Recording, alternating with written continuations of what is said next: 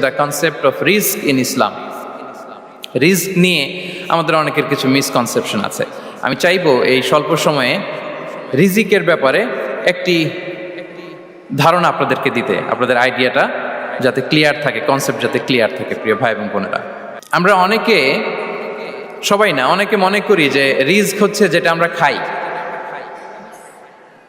যেটা আমরা খাই এটা রিজিক, অথবা যে অর্থ আমরা উপার্জন করি এটা রিজিক। আমাদের অনেকের ধারণা।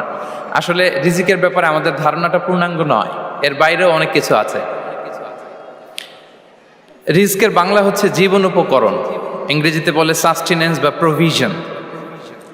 অর্থাৎ জীবন পরিচালনায় একটা মানুষের যা যা লাগে তার সবই রিস্ক।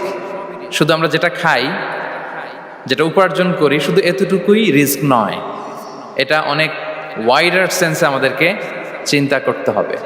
আমরা আমাদের পুরো জীবন জুড়ে যা পাই, যা খাই, যা অর্জন করি, যেটা লাভে ধন্য হই, সবটাই রিস্ক। আমরা অনেকে যে বুঝি যেটা আমরা খাই, যেটা উপার্জন করি এটা রিস্ক, এটা যে একেবারেই রিস্ক নয় সেটা নয়, তবে এটা আংশিক সত্য, এটাও রিস্ক।